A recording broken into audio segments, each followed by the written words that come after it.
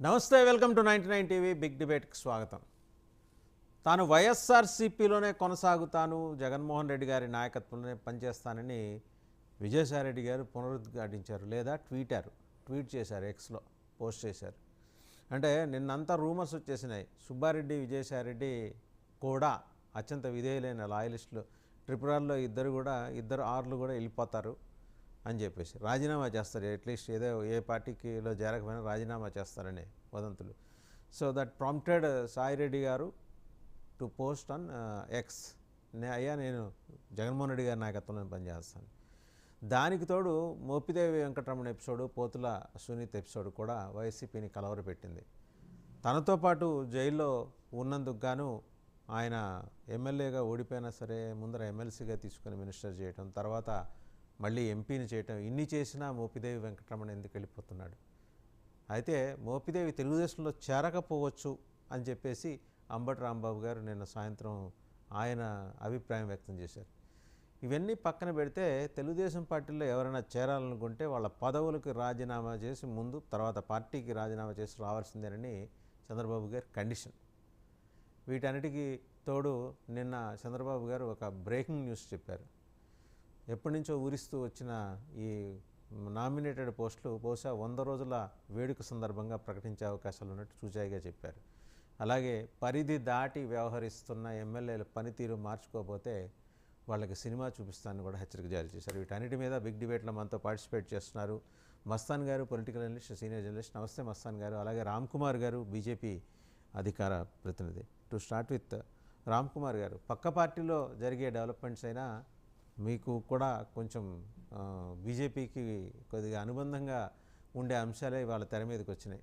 సరే, ఆ 11 మందిలో ఐదుగురేమో బీజేపీలో చేరుతారట, ఇద్దరు జనసేనకి వెళ్తారట. ఆ ఇద్దరు ఎవరంటే పిల్లి సుభాష్ చంద్రబోస్ గారు, ఇంకో పేరేదో వచ్చింది. మీ వెంబడి వచ్చేది ఏంటంటే పరిమళ నత్వాని గారు. మీరు జగన్మోహన్ రెడ్డి గారి దగ్గరికి పంపించి ఆయన చేత ఆయన వైసీపీలో చేర్పించి తర్వాత రాజ్యసభకు పంపించిన తర్వాత ఒక్క ముక్క అడిగిన పాపాన పోలేదు పరిమళ నత్వాన్ని ఆంధ్రప్రదేశ్కి సంబంధించి. మీ ఛాయిస్లు అలా ఉంటాయి. సరే, ఏదైతేనే సొంత గూటికి ఆయన వచ్చేయబోతున్నారు. ఆయన +/- ఆయన ఉన్నా కూడా పెద్దగా ఆంధ్రప్రదేశ్కి ఒరిగిందే లేదు. ఒక్కనాడైనా రాజ్యసభలో ఏమైనా మాట్లాడడం లేదో కూడా తెలియదు. ఆర్టీఐ కింద కూడా అడిగిన సమాధానాలు రావట్లా. సో ఇట్లాంటి పులుకడిగిన ముత్యాలని మళ్ళీ మీరు తీసుకుంటారా?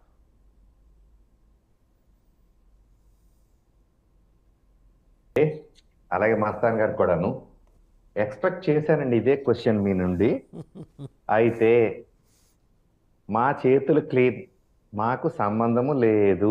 వైసీపీ నామినేట్ చేసింది. మిమ్మల్ని ఏం అనలేదు, వాళ్ళు పులిగడిగిన ముత్యాలు అంటున్నా నేను, అంతే. మిమ్మల్ని ఏం అనలేదు.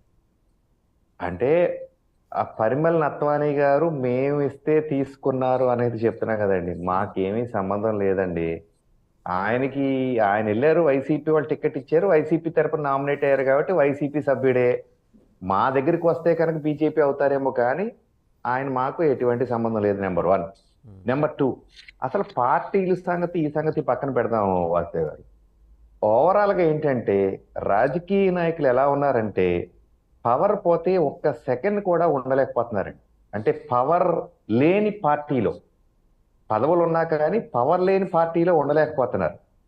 ఈ సునీత్ గారు ఎమ్మెల్సీ, ఆయన సునీత్ గారే కదండి, కరెక్ట్, మళ్ళీ పోతుల సునీత్ గారు 19 ముందు ఆవిడ ఎక్కడ ఉన్నారు? ఒక పార్టీలో ఉంటే, అది టీడీపీలో ఉంటే అక్కడ ఆవిడకి ఎమ్మెల్సీ ఇచ్చారు. వైసీపీ పవర్లోకి రాగానే రాజీనామా చేశారు, మళ్ళీ ఎమ్మెల్సీ ఇచ్చారు. ఇప్పుడు మళ్ళీ వైసీపీ పోగానే మళ్ళీ ఇప్పుడు టీడీపీలో జాయిన్ అవ్వాలి అంటున్నారు. అంటే పేపర్లో చదవడం, లోపలికి ఇంకా మనకు తెలియదు, రాజీనామా నేను వచ్చేస్తాను అంటున్నారు. అసలు నిజంగా వాట్ ఈస్ హర్ కంట్రిబ్యూషన్? ఇప్పుడు ఇందాక మీరు అన్నారు ఏది +/- ఏవైనా ఉపయోగం లేదా పరిమళ నత్వాని గారు.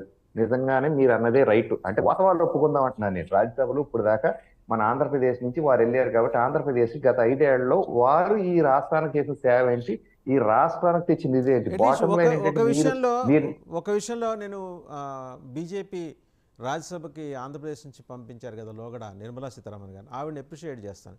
పంపించినందుకు కానీ ఆవిడ రుణం తీర్చుకున్నారు, ఆంధ్ర బ్యాంక్ పేరు తీయించేసి. సో కనీసం అలాంటి రుణాలు ఏమన్నా నేను తీర్చుకుంటారు, అవి కూడా చేయలేనా? ఏమండి, అది ఆంధ్రప్రదేశ్ ఒక్కదాన్నే టార్గెట్ పెట్టి బుల్సైలో గన్ పెట్టి కొట్టింది కాదు. ఆవిడ ఓవరాల్ గా రాష్ట్ర చేసే పాలసీలో భాగంగా ఆవిడ చేశారు. ఏమండి ఆవిడ మన కోడలండి, మీరు మరీ అంత పగ పెట్టేయకండి ఆవిడ మీద. మన నాకెందుకు పగ రాష్ట్రం మీద ఆవిడ ఉంటుందండి? పగే ఉంటదండి. ఆంధ్రుల మనోభావాలు గాయపడ్డాయి కాబట్టి నేను పదే పదే చెప్తున్నా. అది ఉన్న ఒక్క పేరు ఆ, తీసేసి ఓ- భోగరాజు దానికి పట్టాభి. ఒప్పుకుంటా. నేను ఓపెన్గా స్ట్రైట్గా ఒక క్వశ్చన్ అడుగుతా. Is it not a disgrace to Bhogaraju Pattabhi Sitaramayya గారు అండి, the founder of Andhra Bank? ఏమండి మీరు అన్నదానికి నేను ఒప్పుకుంటాను. ఏది మన ఆంధ్రులుగా ఆంధ్ర బ్యాంక్ అనేది తీసేస్తే బాధగా ఉంటది. అయితే ఏమండి నేను వేరే చోట్ల కూడా చెప్తానండి. మన రాష్ట్రంలో ఉన్న ఎయిర్పోర్ట్లకో లేకపోతే సీపోర్ట్లకో ఏదైనా ఓవరాల్ గా ఎప్పుడు ఢిల్లీ నాయకులు పెడతారు కానీ మనం పెట్టుకోలేము. అదేంటో మన తెలుగు వాళ్ళ చేతగా మనం పవర్ఫుల్ గా ఉంటాం, బయట కనపడడం గంభీరంగా. అక్కడికి వచ్చేటప్పుడు వెనకబడతామండి. నేను ఈ విషయంలో కర్ణాటక వాళ్ళు చాలా అప్రిషియేట్ చేస్తాను. అక్కడికి తిరుగుతుంటే వాళ్ళ నాయకుల పేర్లు పెట్టుకుంటారు. ఏది వాళ్ళ రాష్ట్రంలో ఉండే నాయకుల పేర్లు.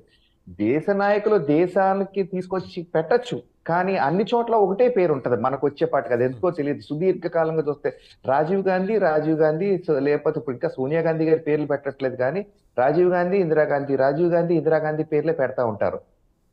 మళ్ళీ దాన్ని తీసుకుంటే నేను ఏదో కాంగ్రెస్ పార్టీకి వ్యతిరేకంగా మాట్లాడారు. ఓకే, మీరు పేరు అన్నారు కాబట్టి పేరు అన్న సబ్జెక్ట్, మరి మీరు పేరు అన్న దాంట్లో మా పార్టీ కూడా మీరు ఎత్తారు, అయినా సరే నేను యాక్సెప్ట్ చేస్తున్నాను వాసుదేవ్ గారు. మనం మాట్లాడుకుందాం. సరే, నెక్స్ట్ ఎక్కడికి అదే ఇప్పుడు అలాగే మరి మన రాష్ట్రం నుంచి వెళ్ళారు సురేష్ ప్రభు గారు, రైల్వేస్ కోసం మంత్రిగా అయ్యారు. కానీ మన రాష్ట్రం కోసం ఎంతో కొంత ఆయన చేశారు, అది కూడా ఒప్పుకోవాలండి మన రాష్ట్రం తరపున ఉన్నప్పుడు. ఖచ్చితంగా. నేను మళ్ళీ వెనక్కి వెళ్ళినప్పుడు నేను చెప్పేది, మీరు అడిగిన ప్రశ్నకి నత్వాని గారు ఈ రాష్ట్రానికి ఏమైనా చేశారంటే నిజంగా మన రాష్ట్రం గురించి ఎక్కడ మాట్లాడింది లేదు. అసలు ఏ మనకి రాష్ట్రం గురించి కూడా ఏదో సినిమాలో మాట్లాడడానికి ఒక దాఖలా డైలాగ్ లేవు. ఉంటుంది అండి, ఏమిరా బాలరాజు అని. అట్లాగా వారి ఇల్లి ప్రయోజనం ఏ- ఏముంది? ఏంటి ఏం ఆ- చేశారు? ఆ- అదే అంటున్నాను. ఇప్పుడు అలాగే ఈ సునీత్ గారిని కూడా మళ్ళీ వెనక్కి వచ్చేద్దామండి. ఇంక మళ్ళీ మీరు అడిగిన క్వశ్చన్ కలిసి ఫార్వర్డ్ అయిపోయి మళ్ళీ వెనక్కి వచ్చేస్తే, పవర్ కోసం పాకులాడుతున్నారా లేదా ప్రజల కోసం పాకులాడుతున్నారా అనే విషయం మీద చూస్తే నాకైతే పవర్ కోసం పాకులాడుతున్నట్టుగా కనిపిస్తుందండి. ఎందుకంటే 19 to 20 మారిపోయారు, మళ్ళీ ఇప్పుడు రాగానే మళ్ళీ మారిపోయారు.